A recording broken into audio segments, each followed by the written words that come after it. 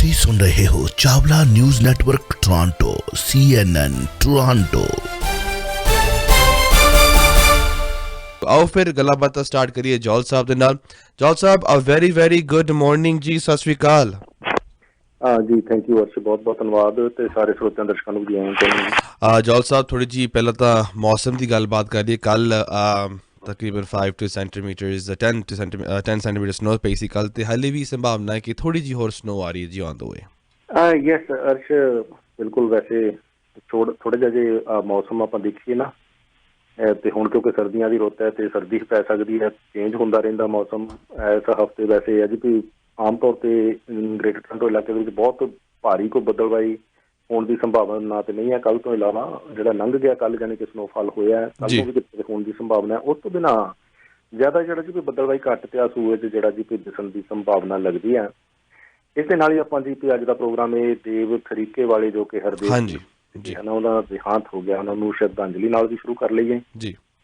ਇਹਦੇ ਨਾਲ ਹੀ ਜਿਹੜਾ ਅਰਸ਼ ਆਪਣਾ ਇਹ ਰੰਗਲਾ ਪੰਜਾਬ ਰੇਡੀਓ ਪ੍ਰੋਗਰਾਮ ਆ ਟੈਲੀਵਿਜ਼ਨ ਆ ਨਾ, ਤੁਹਾਡੇ ਡੈਡ ਨੇ ਤਾਂ ਦੇਖੋ ਇਹ ਬੂਟਾ ਲਗਾ ਕੇ ਏਡਾ ਦਰਖਤ ਬਣਾਏ ਆ ਤੇ ਤੁਸੀਂ ਉਹਨੂੰ ਕਾਮਯਾਬੀ ਨਾਲ ਅੱਗੇ ਲਿਜਾ ਰਹੇ ਹੋ ਜੀ। ਉਹਦੇ ਵਿੱਚ ਜਿਹੜਾ ਇਹ ਪ੍ਰੋਗਰਾਮ ਆ ਇਸ ਕਰਕੇ ਕ੍ਰੈਡੀਬਿਲਿਟੀ ਆ, ਸੰਗਤਾਂ ਦਾ ਇਹਦਾ ਸਹਿਯੋਗ ਆ, ਤਦ ਕਰਕੇ ਇੰਨਾ ਸਫਲ ਆ ਜੀ। ਸੋ ਦੂਸਰੇ ਪਾਸੇ ਇਹ ਹੈ ਕਿ ਜਦੋਂ ਆਪਾਂ ਗੱਲ ਉਹ ਕਰਦੇ ਹਾਂ ਜਿਹੜੀ ਕਿ ਕਰਨੀ ਬਣਦੀ ਆ ਤੇ 100% ਉਹ ਉੱਦਾਂ ਹੀ ਰਹਿੰਦੀ ਆ, ਅੱਜ ਵੀ ਕੱਲ੍ਹ ਵੀ ਤੇ ਆਉਣ ਵਾਲੇ ਸਮਿਆਂ ਦੇ ਵਿੱਚ ਵੀ। ਸੋ ਇਸ ਕਰਕੇ ਪ੍ਰੋਗਰਾਮਾਂ ਦੇ ਵਿੱਚ ਆਪਣੀਆਂ ਕੀਤੀਆਂ ਹੋਈਆਂ ਗੱਲਾਂ, ਜਿਵੇਂ ਫੋਰ ਐਗਜ਼ਾਮਪਲ ਇਹ ਜਿਹੜੀ ਆਪਾਂ ਅੰਮ੍ਰਿਤਸਰ ਤੋਂ ਟੋਰਾਂਟੋ ਦੀ ਸਿੱਧੀ ਫਲਾਈਟ ਦੀ ਗੱਲ ਹੀ ਕਰਦੇ ਹਾਂ, ਉਹ ਗੱਲ ਜਦੋਂ ਆਪਾਂ 30 ਦਸੰਬਰ ਨੂੰ ਸ਼ੁਰੂ ਕੀਤੀ ਸੀ, ਸਾਡਾ ਸਟੈਂਡ ਉਦੋਂ ਵੀ ਉਹੀ ਸੀ, ਅੱਜ ਵੀ ਉਹੀ, ਕਿਸੇ ਤਰ੍ਹਾਂ ਦੀ ਕੋਈ ਚੇਂਜ ਜਾਂ ਨਰਮਾਈ ਨਹੀਂ ਗਈ। ਇਹ ਕੰਮ ਜਿਹੜਾ ਵੀ ਸਰਕਾਰਾਂ ਦੇ ਮੁਕਾਬਲੇ ਏਅਰਲਾਈਨ ਦਾ ਕੰਮ ਕਰਨ ਵਾਲਾ ਜ਼ਿਆਦਾ ਬਹੁਤ ਚੰਗਾ ਲੱਗਾ। ਜਦੋਂ ਮੋਹਿਤ ਤੰਜੂ ਜੀ ਰਾਤੀ ਆਏ ਸੀ ਨਾ ਚਾਵਲਾ ਜੀ ਦੇ ਨਾਲ, ਉਹਨਾਂ ਨੇ ਇੱਕ ਬੜੀ ਪਿਆਰੀ ਗੱਲ ਉਹਦੇ ਵਿੱਚ ਕੀਤੀ, ਜਿਹੜੀ ਕਿ ਇਨ ਲਾਈਨ ਆ ਜੋ ਆਪਾਂ ਕਹਿ ਰਹੇ ਹਾਂ। ਉਹਨਾਂ ਨੇ ਇਹ ਗੱਲ ਕਹੀ ਆ, ਆਪਾਂ ਉਹਨਾਂ ਨੂੰ ਇਹ ਕਹਿਣ ਨੂੰ ਨਹੀਂ ਕਿਹਾ। ਉਹਨਾਂ ਨੇ ਕਿਹਾ ਜੀ ਇਸ ਸਾਡੀ ਪਟੀਸ਼ਨ ਦਾ ਮਕਸਦ ਹੈ ਏਅਰਲਾਈਨ ਨੂੰ ਮਨਾਉਣਾ। That's great. ਇਹੀ ਤੇ ਗੱਲ ਆਪਾਂ ਸ਼ੁਰੂ ਤੋਂ ਕਰਦੇ ਆ ਰਹੇ ਹਾਂ ਕਿ ਏਅਰਲਾਈਨ ਨੂੰ ਮਨਾਉਣਾ ਬਹੁਤ ਜ਼ਰੂਰੀ ਹੈ। ਸੋ ਇਹ ਗੱਲ ਉਹਨਾਂ ਨੇ ਆਪਣੇ ਮੁਖਾਰ ਬਿੰਨ ਚੋਂ ਆਪ ਕਹੀ ਆ ਵੀ ਇਸ ਪਟੀਸ਼ਨ ਦਾ ਮਕਸਦ ਏਅਰਲਾਈਨ ਨੂੰ ਮਨਾਉਣਾ ਹੈ। ਮੈਂ ਸਮਝਦਾ ਜੀ ਵੀ ਇੱਦਾਂ ਹੀ ਇੱਕ ਕਿੱਡੇ ਮੋਹਿਤ ਤੰਜੂ ਇੱਕ ਉੱਚੀ ਸ਼ਖਸੀਅਤ ਦੇ ਮਾਲਕ ਨੌਜਵਾਨ ਹੈ ਵੀ ਆਪਣੇ ਸਟੈਂਡ ਦੇ ਵਿੱਚ ਫਲੈਕਸੀਬਿਲਿਟੀ ਐਡਜਸਟਮੈਂਟ ਜਿਹੜੀ ਆ ਉਹ ਹੋਣੀ ਚਾਹੀਦੀ ਆ। ਜਦੋਂ ਕੋਈ ਗੱਡੀ ਸੜਕ ਤੇ ਟੇਢੀ ਚੱਲੇ ਨਾ ਅਰਸ਼ ਜੀ, ਤੇ ਉਹ ਅਲਾਈਨਮੈਂਟ ਉਹਦੀ ਸਹੀ ਨਾ ਹੋਵੇ ਤੇ ਫਿਰ ਇੱਕ ਤੇ ਉਹਨੂੰ ਮੰਜ਼ਿਲ ਤੇ ਪਹੁੰਚਣ ਨੂੰ ਟਾਈਮ ਜ਼ਿਆਦਾ ਲੱਗਦਾ, ਦੂਸਰਾ ਡਰਾਈਵਰ ਦਾ ਜ਼ੋਰ ਜ਼ਿਆਦਾ ਲੱਗਦਾ ਉਹਨੂੰ ਸਾਂਭਣ ਤੇ। ਬਿਲਕੁਲ। ਪਰ ਜਦੋਂ ਗੱਡੀ ਅਲਾਈਨਡ ਹੋਵੇ, ਇੱਕ ਤਾਂ ਉਹ ਚੱਲਦੀ ਸਮੂਥ ਆ, ਡਰਾਈਵਰ ਵੀ ਕੰਫਰਟੇਬਲ ਹੈ, ਤੇ ਦੂਸਰਾ ਉਹ ਆਪਣੀ ਮੰਜ਼ਿਲ ਤੇ ਛੇਤੀ ਪਹੁੰਚਦੀ ਆ 100%। ਇਸੇ ਕਰਕੇ ਆ ਵੀ ਇਹ ਫਲਾਈਟ ਸਿੱਧੀ ਚਲਾਉਣ ਲਈ ਸਾਡੀ ਜਿਹੜੀ ਅਲਾਈਨਮੈਂਟ ਸਹੀ ਹੋਣੀ ਚਾਹੀਦੀ ਆ। ਸੋ ਇਸ ਕਰਕੇ ਸਾਡਾ ਸਟੈਂਡ ਜਿਹੜਾ ਕਿਸੇ ਤਰ੍ਹਾਂ ਦਾ ਨਰਮ ਨਹੀਂ, ਕੋਈ ਪਹਿਲਾਂ ਦੇ ਮੁਕਾਬਲੇ ਚੇਂਜ ਨਹੀਂ। ਜੋ ਅਸੀਂ ਗੱਲਾਂ ਪਹਿਲਾਂ ਕਹਿ ਰਹੇ ਸੀ ਅੱਜ ਵੀ ਉਹੀ ਕਹਿ ਰਹੇ ਹਾਂ। ਉਹਦੇ ਨਾਲ ਅਲਾਈਨਡ ਹੋ ਕੇ ਰਾਤੀ ਜੋ ਮੋਹਿਤ ਤੰਜੂ ਗੱਲ ਕਰਕੇ ਗਏ ਵੀ ਇਸ ਪਟੀਸ਼ਨ ਦਾ ਮਕਸਦ ਏਅਰਲਾਈਨ ਨੂੰ ਮਨਾਉਣਾ ਆ, ਇਹ ਬਿਲਕੁਲ ਸਾਡੇ ਉਸ ਸਟੈਂਡ ਦੇ ਨਾਲ ਮੇਲ ਖਾਂਦੀ ਹੈ ਜੀ। ਅਸੀਂ ਸਮਝਦੇ ਹਾਂ ਜੀ ਕਿ ਉਹ ਬਹੁਤ ਇੱਕ ਸਿਆਣੇ ਲੀਡਰ ਨੇ, ਅਸੀਂ ਉਹਨਾਂ ਦੀ ਸਿਫਤ ਵੀ ਕਰਦੇ ਹਾਂ ਔਰ ਬਹੁਤ ਪਿਆਰੀਆਂ ਉਹਨਾਂ ਨੇ ਗੱਲਾਂ ਕੀਤੀਆਂ ਨੇ। ਆਪਣੇ ਮਕਸਦ ਵਿੱਚ ਉਹ ਕਾਮਯਾਬ ਹੋਣ, ਭਾਵੇਂ ਕਿ ਕਿਤੇ ਕਿਤੇ ਸਵਾਲ ਹੈਗਾ ਵੀ ਏਅਰਲਾਈਨ ਨੂੰ ਮਨਾਉਣ ਲਈ ਕੀ ਸਾਨੂੰ ਹਾਊਸ ਆਫ ਕਾਮਨਸ ਜਾਣਾ ਚਾਹੀਦਾ ਜਾਂ ਏਅਰਲਾਈਨ ਦੇ ਕੋਲ ਜਾਣਾ ਚਾਹੀਦਾ। ਸਟਿਲ ਜਿਹੜਾ ਵੀ ਉਹਨਾਂ ਨੇ ਰਾਹ ਅਖਤਿਆਰ ਕੀਤਾ ਉਹਦੇ ਵਿੱਚ ਉਹ ਕਾਮਯਾਬ ਹੋਣ, ਸਾਡੀ ਅਰਦਾਸ ਹੈ। ਪਰ ਐਟਲੀਸਟ ਉਹਨਾਂ ਦੇ ਮਨ ਵਿੱਚ ਇਹ ਗੱਲ ਆ ਗਈ ਆ ਵੀ ਸਾਨੂੰ ਏਅਰਲਾਈਨ ਨੂੰ ਮਨਾਉਣਾ ਜ਼ਰੂਰੀ ਹੈ। ਸਰਕਾਰ ਵੀ ਚਲੋ ਤਾਂ ਚੱਲਦਾ ਰਹਿੰਦਾ ਕੰਮ, ਸਰਕਾਰਾਂ ਦੇ ਦੁਆਲੇ ਤਾਂ ਆਪਾਂ ਹੋਏ ਰਹਿੰਦੇ ਹਾਂ, ਪਰ ਜਿਹੜਾ ਕੰਮ ਜਿੱਦਾਂ ਮਸਲਾ ਹੱਲ ਹੋਣਾ ਏਅਰਲਾਈਨ ਤੋਂ ਬਿਨਾਂ ਉਹ ਨਹੀਂ ਹੋਏਗਾ। ਏਅਰਲਾਈਨ ਨੂੰ ਮਨਾਉਣਾ ਮਕਸਦ ਉਹਨਾਂ ਦੀ ਪਟੀਸ਼ਨ ਦਾ, ਸੋ ਇਹ ਉਹਨਾਂ ਦਾ ਸਵਾਗਤ ਹੈ। ਪਰ ਸਾਡਾ ਜਿਹੜਾ ਪ੍ਰੋਗਰਾਮ ਅੱਜ ਮਕਸਦ ਸਦਾ ਇਹੀ ਅੱਜ ਵੀ ਕੋਈ ਅਸੀਂ ਗਲਤ ਪ੍ਰਚਾਰ ਨਾ ਕਰੀਏ, ਕੋਈ ਅਸੀਂ ਗੱਲ ਕੋਲੋਂ ਬਣਾ ਕੇ ਨਾ ਕਰੀਏ, ਐਵੇਂ ਨਾ ਸੰਗਤਾਂ ਨੂੰ ਗੁੰਮਰਾਹ ਕਰੀ ਜਾਈਏ। ਇਹ ਵੀ ਨੀਗਾ ਵੀ ਜੇ ਇੱਕ ਵਾਰੀ ਮਤਲਬ ਮੂੰਹੋਂ ਕਿਸੇ ਦੇ ਨਿਕਲ ਜਾਏ ਤੇ ਉਹਨੂੰ ਠੀਕ ਠਹਿਰਾਉਣ ਦੇ ਲਈ ਜਾਣੀ ਕਿ ਉਹ ਜੋੜ ਕੇ ਗੱਲਾਂ ਕਰੀ ਜਾਵੇ। ਇੱਦਾਂ ਦੀਆਂ ਗੱਲਾਂ ਇਹਨਾਂ ਪ੍ਰੋਗਰਾਮਾਂ ਦਾ ਹਿੱਸਾ ਨਹੀਂ ਹੈਗੀਆਂ। ਆਪਾਂ 30 ਦਸੰਬਰ ਨੂੰ ਪਹਿਲਾਂ ਇਹ ਪ੍ਰੋਗਰਾਮ ਕੀਤਾ ਸੀਗਾ, ਜਦੋਂ ਇਹ ਪਟੀਸ਼ਨ ਦੀ ਅਜੇ ਗੱਲ ਵੀ ਨਹੀਂ ਸੀ ਕਿਤੇ ਹੋਈ। ਉਸ ਯਾਦ ਨਾਲ ਸਾਡਾ ਸਟੈਂਡ ਉਦੋਂ ਵੀ ਇਹੀ ਸੀਗਾ ਵੀ ਏਅਰਲਾਈਨ ਦੇ ਕਰਨ ਵਾਲੇ ਇਹ ਕੰਮ ਹੈ, ਅੱਜ ਵੀ ਉਹੀ ਆ। ਉਹਦੇ ਵਿੱਚ ਕੋਈ ਚੇਂਜ, ਕੋਈ ਟੇਢ ਨਹੀਂ ਹੈ, ਬਿਲਕੁਲ ਠੀਕ ਹੈ ਜੀ। 905 ਕੱਲ 813 1320 ਕੱਲ ਵੱਡੀ ਤਾਦਾਦ ਦੇ ਵਿੱਚ ਇਹ ਗੱਲਬਾਤ ਨੂੰ ਕੰਡਕਟ ਕੀਤਾ ਗਿਆ ਤੇ ਜੌਲ ਸਾਹਿਬ ਜਿੱਦਾਂ ਕਿਹਾ ਕਿ ਦਸੰਬਰ 30 ਨੂੰ ਸਟਾਰਟ ਕੀਤਾ ਗਿਆ ਸੀ। ਜ਼ਰੂਰ ਤੁਸੀਂ ਵੀ ਪਟੀਸ਼ਨ ਇਹਨਾਂ ਦੀ ਵੈਬਸਾਈਟ 'ਤੇ ਜਾ ਕੇ ਪਾ ਸਕਦੇ ਹੋ। ਕੱਲ੍ਹ ਦੇ ਪ੍ਰੋਗਰਾਮ ਦੇ ਵਿੱਚ ਰਿਪੀਟ ਵੀ ਹੋ ਜਾਏਗਾ ਜੀ 11:30 ਵਜੇ ਤੇ ਸ਼ੋਅ ਤੋਂ ਬਾਅਦ ਤੁਸੀਂ ਜਾਣਕਾਰੀ ਉੱਥੋਂ ਵੀ ਲੈ ਸਕਦੇ ਹੋ। 9058131320 ਜੌਲ ਸਾਹਿਬ, ਇਸ ਗੱਲ ਦੀ ਮੈਨੂੰ ਬਾਰ ਖਬਰ ਪਤਾ ਲੱਗੀ ਸੀ, ਬਟ ਆਈ ਵਾਜ਼ ਨਾਟ ਸ਼ੋਰ ਕਿ ਇਹ ਗੱਲ ਸਹੀ ਹੋਵੇਗੀ ਕਿ ਨਹੀਂ। ਤੁਸੀਂ ਹੁਣ ਕਲੀਅਰ ਕਰ ਸਕਦੇ ਜੀ। ਓਨਟਾਰੀਓ ਐਡਰੈਸ ਕਰੇ ਜੀ ਲੇਬਰ ਸ਼ਾਰਟੇਜ ਯੈਸ ਅਰਸ਼, ਬਿਲਕੁਲ ਹੋਣ ਜਾ ਰਿਹਾ। ਔਰ ਇਹ ਨਾ ਓਨਟਾਰੀਓ ਦੇ ਕਰੋ ਕਿ ਲੇਬਰ ਮਿਨਿਸਟਰੀ ਦਾ, ਓਨਟਾਰੀਓ ਦੀ ਗਵਰਨਮੈਂਟ ਦਾ ਬੜਾ ਇੱਕ ਪੋਜ਼ਿਟਿਵ ਸਟੈਪ ਹੈ। ਹੂੰ ਇੱਥੇ ਜਿਹੜਾ ਆਪਾਂ ਦੇਖ ਰਹੇ ਹਾਂ ਵੀ ਤਰ੍ਹਾਂ ਤਰ੍ਹਾਂ ਦੀ ਜਿਹੜੀ ਸਕਿਲਡ ਲੇਬਰ ਆ ਉਹਦੀ ਸ਼ਾਰਟੇਜ ਆ, ਕਿਉਂਕਿ ਆਪਾਂ ਗੱਲ ਜਿਹੜੀ ਕਰਦੇ ਹੁੰਦੇ ਹਾਂ ਨਾ ਵੀ ਜਿਹੜਾ ਇਹ ਬੇਰੁਜ਼ਗਾਰੀ, ਰੋਣਾ ਹਾਰੇ ਹੋਏ ਲੋਕਾਂ ਦਾ ਵੀ ਉਹਨਾਂ ਨੂੰ ਕੁਝ ਕਰਨਾ ਨਹੀਂ ਆਉਂਦਾ ਜਾਂ ਉਹ ਕੁਝ ਕਰਨਾ ਨਹੀਂ ਚਾਹੁੰਦੇ। ਜੀ ਜਿਹੜੇ ਲੋਕ ਸਕਿਲਡ ਆ, ਮਤਲਬ ਉਹਨਾਂ ਨੂੰ ਕੋਈ ਕੰਮ ਕਰਨਾ ਆਉਂਦਾ, ਕੋਈ ਪ੍ਰੋਫੈਸ਼ਨ ਦੀ ਉਹਨਾਂ ਦੇ ਕੋਲ ਮੁਹਾਰਤ ਆ, ਉਹਨਾਂ ਨੂੰ ਇੰਪਲੋਇਰ ਆਪ ਲੱਭਦੇ ਫਿਰਦੇ ਆ, ਉਹਨਾਂ ਨੂੰ ਇੰਪਲੋਇਰ ਨਹੀਂ ਲੱਭਣਾ ਪੈਂਦਾ। ਹੂੰ ਪਰ ਜਿਨ੍ਹਾਂ ਲੋਕਾਂ ਕੋਲ ਕੋਈ ਸਕਿੱਲ ਨਹੀਂ, ਉਹਨਾਂ ਨੂੰ ਕੁਝ ਕਰਨਾ ਨਹੀਂ ਆਉਂਦਾ, ਭਾਵੇਂ ਜਮਾਤਾਂ ਜਿੰਨੀਆਂ ਮਰਜ਼ੀ ਪੜੀਆਂ, ਉਹਨਾਂ ਨੂੰ ਜੋਬ ਲਈ ਕਈ ਵਾਰੀ ਲੱਭਣ ਲਈ ਠੋਕਰਾਂ ਖਾਣੀਆਂ ਪੈਂਦੀਆਂ। ਰਾਈਟ। ਇਸ ਕਰਕੇ ਓਨਟਾਰੀਓ ਦੀ ਗਵਰਨਮੈਂਟ ਨੇ ਹੁਣ ਇਹ ਦੇਖਿਆ ਜੀ ਕਿ ਸਾਨੂੰ, ਕਿਉਂਕਿ 2025 ਦੇ ਤੱਕ ਇਸ ਪ੍ਰੋਵਿੰਸ ਦੇ ਵਿੱਚ 3.5 ਲੱਖ ਦੇ ਕਰੀਬ ਜਿਹੜੇ ਆ ਜੀ ਕਿ ਸਕਿਲਡ ਵਰਕਰਸ ਦੀ ਲੋੜ ਆ, ਜਿਹਦੇ ਕਰਕੇ ਵੀ ਹੁਣ ਇੱਕ ਨਵੀਂ ਇੱਥੇ ਕਾਰਪੋਰੇਸ਼ਨ ਕਹ ਲਓ ਕਿ ਸਰਕਾਰੀ ਸੰਸਥਾ ਦਾ ਹੀ ਗਠਨ ਕਰ ਦਿੱਤਾ ਗਿਆ, ਸਕਿਲਡ ਟ੍ਰੇਡਸ ਓਨਟਾਰੀਓ। ਸੋ ਸਕਿਲਡ ਟ੍ਰੇਡਸ ਓਨਟਾਰੀਓ ਜਿਹੜੀ ਆ ਜੀ ਵੀ ਇਹ ਬਕਾਇਦਾ ਤੌਰ ਤੇ ਇਸ ਪ੍ਰੋਵਿੰਸ ਦੇ ਵਿੱਚ ਜਿਹੜੇ ਲੋਕ ਆ ਜੀ ਵੀ ਇੱਕ ਤੇ ਜਿਹੜੇ ਤਰ੍ਹਾਂ ਤਰ੍ਹਾਂ ਦੇ ਟ੍ਰੇਡ ਦਾ ਪ੍ਰੋਫੈਸ਼ਨ ਆ ਉਹਨਾਂ ਦੇ ਬਾਰੇ ਇਨਫੋਰਮੇਸ਼ਨ ਨੌਜਵਾਨਾਂ ਨੂੰ, ਲੋਕਾਂ ਨੂੰ ਦਿੱਤੀ ਜਾਏਗੀ। ਦੂਸਰਾ ਇਹ ਆ ਜੀ ਵੀ ਉਹਦੇ ਵਿੱਚ ਟ੍ਰੇਨਿੰਗ ਦਿੱਤੀ ਜਾਏਗੀ ਤੇ ਉਹਦਾ ਜਿਹੜਾ ਕਰਿਕੂਲਮ ਆ ਉਹ ਬਣਾਇਆ ਜਾਊਗਾ। ਸੋ ਇੱਕ ਤਰੀਕੇ ਨਾਲ ਜਿਸ ਤਰ੍ਹਾਂ ਦੇ ਸਕਿਲਡ ਵਰਕਰਸ ਦੀ ਓਨਟਾਰੀਓ ਦੇ ਵਿੱਚ ਲੋੜ ਹੋਏਗੀ, ਉਸ ਤਰ੍ਹਾਂ ਦੇ ਸਕਿਲਡ ਵਰਕਰ ਜਿਹੜੇ ਆ ਪੈਦਾ ਕਰਨ ਲਈ ਪ੍ਰੋਵਿੰਸ ਨੇ ਬਕਾਇਦਾ ਤੌਰ ਤੇ ਇਸ ਸਕਿਲਡ ਟ੍ਰੇਡਸ ਓਨਟਾਰੀਓ ਨਾਂ ਦੀ ਸੰਸਥਾ ਦਾ ਗਠਨ ਕਰ ਦਿੱਤਾ ਹੈ ਜੀ। ਹੁਣ ਆਪਾਂ ਦੇਖ ਹੀ ਰਹੇ ਹਾਂ ਜੀ, ਜ਼ਿਆਦਾ ਲੋਕ ਸਾਡੇ ਇੱਥੇ ਕੈਨੇਡਾ ਭਰ 'ਚ ਵੈਸੇ ਓਨਟਾਰੀਓ 'ਚ ਵੀ ਰਿਟਾਇਰ ਜ਼ਿਆਦਾ ਹੋ ਰਹੇ ਆ ਤੇ ਨਵੇਂ ਜਿਹੜੇ ਸਕਿਲਡ ਵਰਕਰਸ ਆ ਉਹ ਲੱਭ ਨਹੀਂ ਰਹੇ। ਸੋ ਉਸ ਲਿਹਾਜ਼ ਨਾਲ ਇੱਥੇ ਓਨਟਾਰੀਓ 'ਚ ਜਾਣੀ ਕਿ ਵੀ ਉਹ ਉਸ ਤਰ੍ਹਾਂ ਦੇ ਵਰਕਰ ਪੈਦਾ ਕੀਤੇ ਜਾ ਸਕਣ, ਇਹ ਮਕਸਦ ਗਵਰਨਮੈਂਟ ਦਾ ਹੈਗਾ, ਜੋ ਕਿ ਬਹੁਤ ਪੋਜ਼ਿਟਿਵ ਸਟੈਪ ਹੈ। ਵੀ ਜਲਸਾ ਪੀਲ ਪੁਲਿਸ ਲੱਭ ਰਹੀ ਹੈ ਜੀ ਕੁਝ ਸਸਪੈਕਟਸ ਨੂੰ ਜੋ ਕਿ ਰਿਸਪੌਂਸਿਬਲ ਨੇ ਜੀ ਜੁਐਲਰੀ ਅਤੇ 골ਡ ਸ਼ਾਪ ਜੋ ਚੋਰੀ ਹੋਈ ਜੀ ਇਨ ਮਿਸਿਸਾਗਾ, ਇਹਦੀ ਕੀ ਖਬਰ ਹੈ ਜੀ? ਅਰੇ ਬੜੀ ਅਜੀਬੋ-ਗਰੀਬ ਘਟਨਾ ਦੇਖੋ ਵਾਪਰੀ ਹੋਈ ਆ ਵੀ ਇਹ ਵੈਸੇ ਪਿਛਲੇ ਸਾਲ 13 ਦਸੰਬਰ ਦੀ ਆ ਵੀ ਹਜੇ ਤੱਕ ਇਹ ਹੱਥ ਨਹੀਂ ਆਏ ਆ।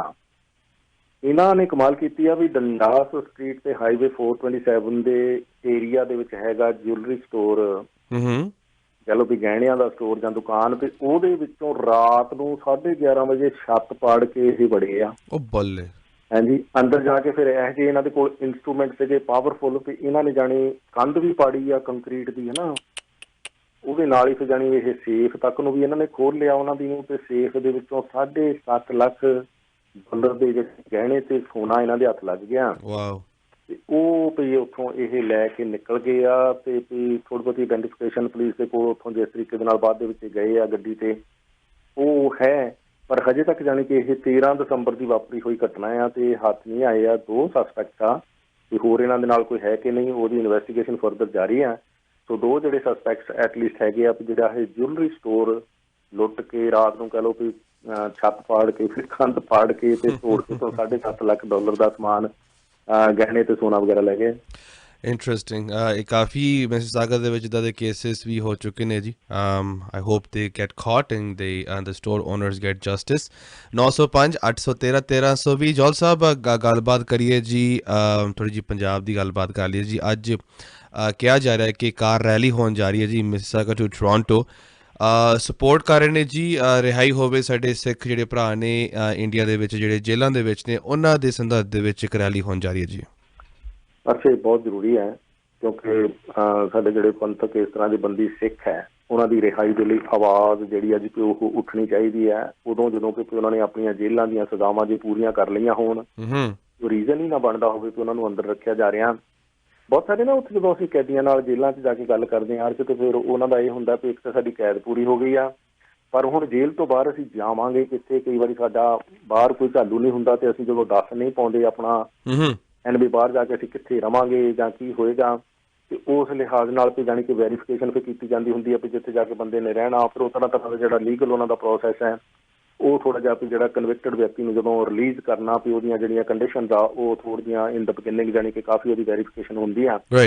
ਉਹ ਵੀ ਜਦੋਂ ਨਹੀਂ ਹੋ ਪਾਉਂਦੀ ਫਿਰ ਅਸੀਂ ਅੰਦਰ ਹੀ ਬੈਠੇ ਰਹਿੰਦੇ ਹਾਂ। ਇੱਦਾਂ ਜਾਣੀ ਕਿ ਕਈ ਲੋਕਾਂ ਨੂੰ ਲੰਬਾ ਸਮਾਂ ਜਿਹੜਾ ਜੀ ਅੰਦਰ ਰੱਖਿਆ ਜਾਂਦਾ ਵੀ ਕਿਉਂਕਿ ਉਹਨਾਂ ਨੂੰ ਮਤਲਬ ਛੱਡਣ ਦਾ ਪ੍ਰੋਸੈਸ ਹੀ ਨਹੀਂ ਕਹਿੰਦੇ ਪੂਰਾ ਹੋ ਪਾ ਰਿਹਾ ਜੀ, ਬਹਾਨੇ ਲਾਏ ਜਾਂਦੇ ਕਹਿ ਲਓ। ਸੋ ਉਸ ਲਿਹਾਜ਼ ਨਾਲ ਪੰਜਾਬ ਦੇ ਵਿੱਚ ਵੀ, ਭਾਰਤ ਦੇ ਵਿੱਚ ਉੱਥੇ ਤੁਹਾਨੂੰ ਪਤਾ ਵੀ ਕਾਫੀ ਆਵਾਜ਼ ਉੱਠੀ ਹੋਈ ਹੈ। ਇੱਥੇ ਵੀ ਹੁਣ ਕਿਉਂਕਿ ਇਲੈਕਸ਼ਨ ਦਾ ਉੱਥੇ ਸਮੇਂ ਕਾਫੀ ਸਾਰੀਆਂ ਸੰਸਥਾਵਾਂ ਨੇ ਮਿਲ ਕੇ ਪਿਛਲੇ ਦਿਨ ਮੀਟਿੰਗ ਵੀ ਇੱਥੇ ਕੀਤੀ ਸੀਗੀ ਵੀ ਇਹ ਜਿਹੜੀਆਂ ਉੱਥੇ ਪੋਲੀਟੀਕਲ ਪਾਰਟੀਜ਼ ਹੈਗੀਆਂ ਉਹਨਾਂ 'ਤੇ ਪ੍ਰੈਸ਼ਰ ਪਾਉਣ ਦਾ ਸਭ ਤੋਂ ਢੁਕਵਾਂ ਇਹ ਸਮਾਂ ਹੈ। ਉਹਦੇ ਤਹਿਤ ਹੀ ਜਿਹੜਾ ਕਿ ਇਹ ਕੱਲ੍ਹ ਨੂੰ 26 ਜਨਵਰੀ ਹੈ ਤੇ ਇਹ ਮਿਸਿਸਾਗਾ ਤੋਂ ਕਾਰ ਰੈਲੀ ਜਿਹੜੀ ਰਵਾਨਾ ਹੋਣੀ ਹੈ ਤੇ ਡਾਊਨਟਾਊਨ ਜਾਣੀ ਟੋਰਾਂਟੋ ਭਾਰਤੀ ਕੌਂਸੂਲੇਟ ਦੇ ਬਾਹਰ ਇਕੱਤਰ ਹੋ ਕੇ ਫਿਰ ਜਿਹੜਾ ਜੀ ਕੋਈ ਇਹ ਬੰਦੀ ਸਿੱਖਾਂ ਦੀ ਰਿਹਾਈ ਦੇ ਲਈ ਆਵਾਜ਼ ਉਠਾਈ ਜਾਣੀ ਹੈ ਜੀ। ਇਹ ਜਿਹੜੀ ਕਾਰ ਰੈਲੀ ਅੱਜ ਕੋਈ ਕੱਲ ਨੂੰ ਇਹ ਸਵੇਰੇ ਸ਼ੁਰੂ ਹੋ ਕੇ ਤੇ ਲੱਗਦਾ ਸਾਰਾ ਦਿਨ ਉੱਥੇ ਜਿਹੜਾ ਕਾਫੀ ਇੱਕ ਤੇ ਪਤਾ ਲੱਗੇਗਾ ਆਲੇ ਦੁਆਲੇ ਦੇ ਵਿੱਚ ਜਦੋਂ ਕਾਰ ਰੈਲੀ ਹੋਏਗੀ ਤੇ ਜਦੋਂ ਕੌਂਸੂਲੇਟ ਦੇ ਬਾਹਰ ਫਿਰ ਇਹ ਆਪਣੀਆਂ ਮੰਗਾਂ ਰੱਖੀਆਂ ਜਾਣਗੀਆਂ ਬੰਦੀ ਸਿੱਖਾਂ ਦੀ ਰਿਹਾਈ ਜਿਹੜੀ ਆ ਜੀ ਉਹ ਮੰਗ ਕੀਤੀ ਜਾਏਗੀ ਤੇ ਸ਼ਾਇਦ ਇਹ ਆਵਾਜ਼ ਪਹੁੰਚ ਜਾਏ ਸਰਕਾਰ ਤੱਕ ਤੇ ਰਿਹਾਈ ਜਿਹੜੀ ਆ ਉਹ ਸੌਖਿਆਂ ਸੰਭਵ ਹੋ ਸਕੇ। ਐਟਲੀਸਟ ਸਪੋਰਟਿਵ ਜਿਹੜਾ ਇਹ ਸਪਿਰਿਟ ਆ ਨਾ ਜੀ ਉਹ ਵੈਲਕਮ ਕਰਨੀ ਚਾਹੀਦੀ ਹੈ। ਗੱਲ ਤੁਸੀਂ ਕੀਤੀ ਹੈ ਜੀ ਇਲੈਕਸ਼ਨ ਦੀ, ਪੰਜਾਬ ਦੇ ਵਿੱਚ ਜੋ ਧੜਾਧੜ ਕੁੰਡੀਆਂ ਦੇ ਸਿੰਘ ਫਸ ਰਹੇ ਨੇ ਜੀ, ਜੌਲ ਸਾਹਿਬ ਤੁਹਾਨੂੰ ਕੀ ਲੱਗਦਾ ਹੈ ਜੀ the next CM of Punjab? ਜੇ ਤੁਸੀਂ ਹਿੰਟ ਦੇਣਾ ਚਾਹੋ ਤਾਂ ਦੇ ਸਕਦੇ ਹੋ, ਇਹਨਾਂ ਆਪਣੇ ਵਿਚਾਰ ਤੁਸੀਂ ਦੇ ਹੀ ਸਕਦੇ ਹੋ। ਅਰ ਜਦੋਂ ਨਾ ਬਣੇ ਸੀ 111 ਦਿਨਾਂ ਲਈ ਸੀਐਮ ਚਰਨਜੀਤ ਸਿੰਘ ਚੰਨੀ, ਸ਼ੁਰੂ ਦੇ ਵਿੱਚ ਉਹਨਾਂ ਦੇ ਲੈਕਚਰ ਜਿੱਦਾਂ ਦੀਆਂ ਗੱਲਾਂ ਸੀਗੀਆਂ ਜਾਂ ਗੱਲਾਂ ਦੇ ਪਲਾਓ ਸੀ ਉਹ ਸੁਣ ਕੇ ਜਾਣੀ ਕਿ ਲੋਕਾਂ ਨੂੰ ਕਾਫੀ ਉਹਨਾਂ ਨੇ ਪ੍ਰਭਾਵਿਤ ਕੀਤਾ, ਚੰਗਾ ਲੱਗਾ ਬਿਲਕੁਲ, ਜਾਂ ਇਮੋਸ਼ਨਲ ਵੀ ਕੀਤਾ ਵੀ ਇਹ ਤਾਂ ਹੁਣ ਕਮਾਲ ਹੀ ਹੋ ਗਈ ਆ ਨਾ। ਵੀ ਸ਼ੁਰੂ ਚ ਇਦਾਂ ਜਾਣੀ ਕਿ ਆਪਣੇ ਅਰਵਿੰਦ ਕੇਜਰੀਵਾਲ ਨੇ ਵੀ ਲੋਕਾਂ ਨੂੰ ਇੰਨਾ ਪ੍ਰਭਾਵਿਤ ਕੀਤਾ ਵੀ ਇਸੇ ਕਰਕੇ ਉਹਨਾਂ ਦੀ ਲਗਾਤਾਰ ਸਰਕਾਰ ਜਿਹੜੀ ਗਵਰਨਮੈਂਟ ਬਣਦੀ ਆ ਰਹੀ। ਚਲੋ ਬਾਅਦ ਦੇ ਵਿੱਚ ਤਾਂ ਤਦ ਬਣਦੀ ਆ ਰਹੀ ਆ ਵੀ ਉਹ ਕੁਛ ਕਰਦੇ ਹੋਣਗੇ, ਪਰ ਪਹਿਲਾਂ ਜਾਣੀ ਕਿ ਸਕ੍ਰੈਚ ਤੋਂ ਉੱਠ ਕੇ ਜਿਸ ਤਰੀਕੇ ਦੇ ਨਾਲ ਉਹਨਾਂ ਨੇ ਆਪਣੇ ਲੈਕਚਰ ਕੀਤੇ, ਸਭ ਕੁਝ ਲੋਕਾਂ ਨੂੰ ਸਮਝਾਉਣ ਦੀ ਕੋਸ਼ਿਸ਼ ਕੀਤੀ, ਉਹ ਲੋਕਾਂ ਦੇ ਖਾਨੇ 'ਚ ਪੈ ਗਈ, ਉਹਨਾਂ ਨੂੰ ਸਮਝ ਵੀ ਆ ਗਈ। ਪਰ ਜਿਸ ਤਰੀਕੇ ਦੇ ਨਾਲ 111 ਦਿਨਾਂ ਦੇ ਦੌਰਾਨ ਫਿਰ ਬਾਅਦ ਦੇ ਵਿੱਚ ਜਾਣੀ ਕਿ ਐਲਾਨ ਹੋਏ ਤੇ ਐਲਾਨਾਂ ਦਾ ਜਿਹੜਾ ਸਿੱਟਾ ਨਹੀਂ ਉਹਨਾਂ ਪ੍ਰਭਾਵੀ ਤਰੀਕੇ ਨਾਲ ਸਾਹਮਣੇ ਆ ਸਕਿਆ, ਭਾਵੇਂ ਕਿ ਫਿਰ ਉਹ ਜਿਹੜਾ ਜੀ ਗਾਂ ਉਹ ਪੱਲਾ ਤੇ ਝਾੜ ਦਿੱਤਾ ਜਾਂਦਾ। ਗਵਰਨਰ ਦੇ ਕੋਲ ਫਾਈਲ ਪਈ ਆ ਜੀ, ਉਹ ਅਸੀਂ ਆਪਣੇ ਵੱਲੋਂ ਸਾਰੀ ਕਾਰਵਾਈ ਪੂਰੀ ਕੀਤੀ ਹੋਈ ਆ, ਪਰ ਜੀ ਹੁਣ ਤਾਂ ਕੋਰਟ ਦੇ ਵਿੱਚ ਉਹਨੂੰ ਚੈਲੰਜ ਕਰ ਦਿੱਤਾ ਸਾਡੇ ਡਿਸੀਜਨ ਨੂੰ, ਇੱਦਾਂ ਦੇ ਬਹਾਨੇ ਜਾਣੀ ਕਿ ਲੱਗ ਰਹੇ ਆ। ਪਰ ਕੁੱਲ ਮਿਲਾ ਕੇ ਜਾਣੀ ਕਿ ਜਿੰਨੇ ਐਲਾਨ ਸੀਗੇ ਉਹਦੇ ਮੁਤਾਬਕ ਜਿਹੜੇ ਆ ਜੀ ਰਿਜ਼ਲਟ ਸਾਹਮਣੇ ਨਹੀਂ ਆਏ, ਜਿਸ ਕਰਕੇ ਵੱਡੀ ਤਾਦਾਦ ਦੇ ਵਿੱਚ ਲੋਕ ਜਿਹੜੇ ਬਾਅਦ ਦੇ ਵਿੱਚ ਡਿਸਅਪੁਆਇੰਟ ਹੋਏ ਆ। ਕੁੱਲ ਮਿਲਾ ਕੇ ਜੋ ਸਿਚੁਏਸ਼ਨ ਇਸ ਵੇਲੇ ਪੰਜਾਬ ਦੇ ਵਿੱਚ ਬਣਦੀ ਜਾ ਰਹੀ ਆ ਵੀ ਅੱਜ ਜਿਹੜੀ ਆ ਬੀਜੇਪੀ ਨੇ ਵੀ ਆਪਣੇ ਤੁਹਾਨੂੰ ਪਤਾ ਵੀ ਸਾਰੀਆਂ ਸੀਟਾਂ ਤੇ ਮਿਲ ਕੇ ਕੈਪਟਨ ਅਮਰਿੰਦਰ ਦੇ ਨਾਲ ਤੇ ਬਾਕੀ ਸੁਖਦੇਵ ਸਿੰਘ ਢੀਂਡਸਾ ਉਹਨਾਂ ਦੇ ਨਾਲ ਸਾਰੀਆਂ ਸੀਟਾਂ ਦਾ ਐਲਾਨ ਜਿਹੜਾ ਜੀ ਆਪਣਾ ਉਹ ਕਰ ਦਿੱਤੇ ਨੇ ਕੈਂਡੀਡੇਟ, ਜਿੱਥੇ ਜਿੱਥੇ ਉਹਨਾਂ ਨੇ ਇਲੈਕਸ਼ਨ ਲੜਨੀ ਹੈ।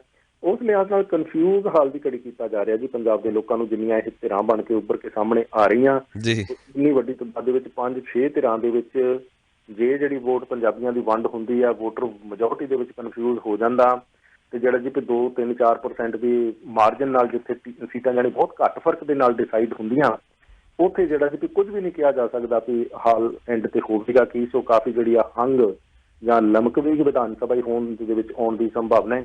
ਤੇ ਹਜੇ ਤੱਕ ਤੁਹਾਨੂੰ ਪਤਾ ਵੀ ਆਮ ਆਦਮੀ ਪਾਰਟੀ ਤੋਂ ਬਿਨਾਂ ਤੇ ਕਿਸੇ ਦੀ ਹਿੰਮਤ ਹੀ ਨਹੀਂ ਅਰਸ਼ ਪਈ ਕਿ ਉਹ ਮੁੱਖ ਮੰਤਰੀ ਦਾ ਚਿਹਰਾ ਜਿਹੜਾ ਉਹ ਸਾਹਮਣੇ ਲੈ ਆਉਣ। ਤੇ ਜੋ ਸਿਚੁਏਸ਼ਨ ਜਾਣੀ 2017 ਦੀ ਇਲੈਕਸ਼ਨ ਦੇ ਵਿੱਚ ਆਮ ਆਦਮੀ ਪਾਰਟੀ ਦੀ ਸੀਗੀ ਵੀ ਉਹਨਾਂ ਕੋਲ ਸੀਐਮ ਚਿਹਰਾ ਨੀਗਾ। ਇਤਿਹਾਸ ਦੇਖੋ ਵੀ ਜੇ ਅਕਾਲ ਪੁਰਖ ਜਾਂ ਪਰਮਾਤਮਾ ਕੀ ਕਰਦੇ ਵੀ ਇਸ ਵੇਲੇ ਉਹਨਾਂ ਕੋਲ ਮੁੱਖ ਮੰਤਰੀ ਦਾ ਚਿਹਰਾ ਹੈ, ਜਾਂ ਚਲੋ ਅਕਾਲੀ ਦਲ ਕੋਲ ਹੈਗਾ ਹੀ ਆ ਪੱਕਾ, ਉਹ ਤਾਂ ਕਿਤੇ ਕਿਉਂਕਿ ਇੱਕ ਪਰਿਵਾਰ ਹੈ ਨਾ, ਪਰ ਉਸ ਤੋਂ ਬਿਨਾਂ ਜਾਣੀ ਬਾਕੀ ਸਾਰੇ ਹਜੇ ਹਨੇਰੇ 'ਚ ਹੀ ਟੱਕਰਿਆ। ਉਹਨਾਂ ਨੂੰ ਪਤਾ ਨਹੀਂ ਲੱਗ ਰਿਹਾ ਵੀ ਅਖੀਰ ਤੇ ਜਾ ਕੇ ਫਿਰ ਸੀਐਮ ਦੀ ਕੁਰਸੀ ਦਾ ਦਾਅਵੇਦਾਰ ਕੌਣ ਹੋਊਗਾ। ਦਾਅਵੇਦਾਰ ਤੇ ਚਲੋ ਕਈ ਆ, ਪਰ ਉਹ ਮਿਲੂ ਕਿਹਨੂੰ ਉਹ ਨਹੀਂ ਪਤਾ। ਸੋ ਲੋਕਾਂ ਨੂੰ ਦੱਸ ਹੀ ਨਹੀਂ ਪਾ ਰਹੇ। ਵੱਡੀ ਤਾਦਾਦ ਦੇ ਵਿੱਚ ਜਿਹੜੀ ਕਨਫਿਊਜ਼ਨ ਆ ਨਾ ਜੀ ਵੀ ਉਹ ਐਗਜ਼ਿਸਟ ਕਰਦੀ ਹੈ। ਸੋ ਜਿਹੜੇ ਸਰਵੇਖਣ ਵੀ ਆ, ਬਾਕੀ ਸਭ ਕੁਝ ਵੀ ਆ, ਲੋਕ ਜਾਣੀ ਕਿ ਹਾਲ ਦੀ ਘੜੀ ਕਨਫਿਊਜ਼ ਨੇ। ਦੇਖਿਆ ਹੀ ਜਾ ਰਿਹਾ ਵੀ ਇਹ ਐਂਡ ਤੇ ਬਣੇਗਾ ਕੀ। ਆਲਰਾਈਟ, ਸਹੀ ਗੱਲ ਕੀ, ਐਂਡ ਤੇ ਬਣੇਗਾ ਕੀ, ਇਹ ਸਾਰੀਆਂ ਦੀ ਅੱਖਾਂ ਇੱਥੇ ਟਿਕੀਆਂ ਹੋਈਆਂ ਨੇ। ਸੋ ਤੁਹਾਡੇ ਵਿਚਾਰ ਬਹੁਤ ਬਹੁਤ ਧੰਨਵਾਦ ਜੌਲ ਸਾਹਿਬ। ਤੇ ਆਈ ਨੋ ਅੱਜ ਤੁਸੀਂ ਕਿਤੇ ਜਾਣਾ ਜ਼ਰੂਰੀ, ਪਰੰਤੂ ਲਾਸਟ ਮੇਰਾ ਕੁਐਸਚਨ ਹੈ ਕਿ ਟੋਰਾਂਟੋ ਦੇ ਵਿੱਚ ਕੱਲ ਰਾਤ ਸਟੈਬਿੰਗ ਜੀ ਹੋਈ ਹੈ, 2 ਜਾਣੇ ਸਟੈਬਡ ਹੋਏ ਨੇ, ਇਹਦੀ ਜਾਣਕਾਰੀ ਦਿੱਤੀ ਜਾਵੇ ਜੀ। ਜੀ ਅਰਸ਼ੇ ਦੇ ਵਿੱਚ ਇੱਕ ਤਾਂ ਫੀਮੇਲ ਆ ਨਾ, ਲੜਕੀ ਕਹਿ ਲਓ ਜਾਂ ਔਰਤ ਕਹਿ ਲਓ, 30 ਸਾਲ ਦੀ ਆ, ਜਿਹਦੇ ਚਾਕੂ ਵੱਜਾ।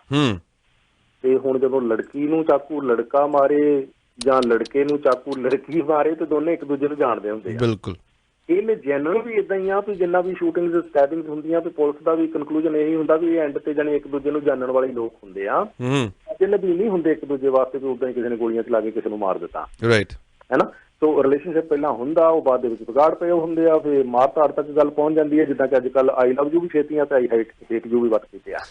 ਕੁੱਲ ਮਿਲਾ ਕੇ ਘਟਨਾਵਾਂ 2 ਵਾਪਰੀਆਂ ਜੀ। ਤੇ ਇੱਕ ਵਿਅਕਤੀ ਜਿਹੜਾ ਜ਼ਖਮੀ ਹੋਇਆ, ਜਾਨਾਂ ਵੈਸੇ ਦੋਨਾਂ ਦੀਆਂ ਬਚ ਗਈਆਂ। ਇੱਕ ਬੀਬੀ ਆ 30 ਸਾਲ ਦੀ, ਇੱਕ ਵੀ ਚਲੋ ਮਾਮੂਲੀ ਚੋਟ ਆਈ ਆ, ਚਾਕੂ ਵੱਜਾ। ਤੇ ਉਹ ਮੁੰਡਾ ਜਿਹੜਾ ਚਾਕੂ ਮਾਰਨ ਵਾਲਾ ਬੰਦਾ ਕਹਿ ਲਓ ਵੀ ਅਰੈਸਟ ਹੋ ਗਿਆ।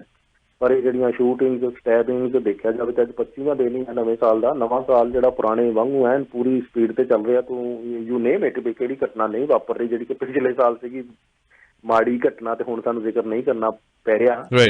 ਉਦਾਂ ਜਾਣੀ ਕਿ ਗੱਡੀਆਂ ਵੀ ਇੱਕ ਦੂਜੇ 'ਚ ਮਾਰ ਕੇ ਭੱਜਣਾ ਵੀ ਮੌਕੇ ਤੋਂ ਜਾਰੀ ਆ। ਡਰਾਈਵਰਾਂ ਦਾ ਸਭ ਕੁਝ ਉਹੀ ਸਿਲਸਿਲਾ ਨਵਾਂ ਸਾਲ ਪੁਰਾਣੇ ਵਾਂਗੂ ਲੱਗ ਰਿਹਾ ਵੀ ਇਤਨਾ ਆਰੰਭ ਹੈ। ਜੀ ਤੇ ਹੁਣ ਹੈਪੀ ਨਿਊ ਈਅਰ ਵਾਲੀ ਗੱਲ ਜਿਹੜੀ ਉਹ ਖਤਮ ਹੈ। ਬਿਲਕੁਲ ਜੀ ਸਾਲ ਦਾ ਅਮੀ ਸਹੀ ਜਨਵਰੀ ਦੇ ਕੁਛ ਕੁ ਦਿਨ ਰਹਿ ਗਏ ਨੇ ਤੇ ਆਪਾਂ ਫੈਬਰੂਰੀ ਦੇ ਵਿੱਚ ਫਿਰ ਇੱਦਾਂ ਹੀ ਲੜੀ ਚੱਲਦੀ ਰਹਿਣੀ, ਫਿਰ 2023 ਆ ਜਾਣਾ, ਫਿਰ ਦੁਬਾਰਾ ਉਹੀ ਘੜੀ ਸ਼ੁਰੂ ਹੋ ਜਾਂਦੀ, cycle goes around and around and around. Alright Jaul sahib, ਤੁਹਾਡਾ ਟਾਈਮ ਅੱਜ ਕੀਮਤੀ, ਤੁਸੀਂ ਕਿਤੇ ਜਾਣਾ ਵੀ ਹੈ, ਤੁਹਾਡਾ ਬਹੁਤ ਬਹੁਤ ਧੰਨਵਾਦ ਜੀ। ਨੰਬਰ ਜੌਲ ਸਾਹਿਬ ਦਾ ਫਟਾਫਟ ਨੋਟ ਕਰ ਲਓ ਜੀ, ਅਗਰ ਤੁਸੀਂ ਕੋਈ ਵੀ ਗੱਲਬਾਤ ਕਰਨਾ ਚਾਹੁੰਦੇ ਹੋ, ਕੋਈ ਵੀ ਕਮਿਊਨਿਟੀ ਇਨਫੋਰਮੇਸ਼ਨ WhatsApp ਗਰੁੱਪ ਦੇ ਵਿੱਚ ਇਹਨਾਂ ਦੇ ਨਿਊਜ਼ ਫੀਡ ਦੇ ਵਿੱਚ ਸ਼ਾਮਲ ਹੋਣਾ ਚਾਹੁੰਦੇ ਹੋ ਤਾਂ 4168953784 4168953784। ਜੌਲ ਸਾਹਿਬ ਟਾਈਮ ਦੇਣ ਵਾਸਤੇ ਬਹੁਤ ਬਹੁਤ ਧੰਨਵਾਦ। ਬਹੁਤ ਥੈਂਕ ਯੂ ਅਰਸ਼, ਸਾਰੇ ਸਰੋਤਿਆਂ ਦਰਸ਼ਕਾਂ ਦਾ ਵੀ ਧੰਨਵਾਦ। ਔਰ ਸਾਡਾ ਜਿਹੜਾ ਸਟੈਂਡ ਹੈ, ਆਵਾਜ਼ ਹੈ, ਸਦਾ ਪ੍ਰੋਗਰਾਮਾਂ ਦੇ ਵਿੱਚ ਬੁਲੰਦ ਰਹੀ ਹੈ, ਸਾਡੀ ਟੋਨ ਕਦੀ ਚੇਂਜ ਨਹੀਂ ਹੁੰਦੀ, ਜੋ ਸੀ ਉਹ ਅੱਜ ਵੀ ਹੈ ਤੇ ਅੱਗੇ ਵੀ ਰਹਿਣੀ ਹੈ, ਕਿਉਂਕਿ ਅਸੀਂ ਗੱਲ ਹੀ ਉਹ ਕਰਦੇ ਹਾਂ ਜੋ ਬਿਲਕੁਲ ਹੋਣੀ ਚਾਹੀਦੀ ਹੈ, ਕਮਿਊਨਿਟੀ ਦੇ ਹਿੱਤ ਵਿੱਚ ਹੈ। ਪਹਿਲਾਂ ਆਪਣੇ ਤੱਥ ਜਿਹੜੇ ਆ ਜੀ ਭੁੱਖੇ ਹੁੰਦੇ ਆ, ਫਿਰ ਸੱਚ ਕੀਤੀ ਹੁੰਦੀ ਹੈ, ਟੋਨ ਆਪਣੀ ਸੇਮ ਰਹਿੰਦੀ ਹੈ। ਥੈਂਕ ਯੂ ਸੋ ਮਚ ਜੌਲ ਸਾਹਿਬ। ਤੁਸੀਂ ਸੁਣ ਰਹੇ ਹੋ Chawla news network Toronto CNN Toronto.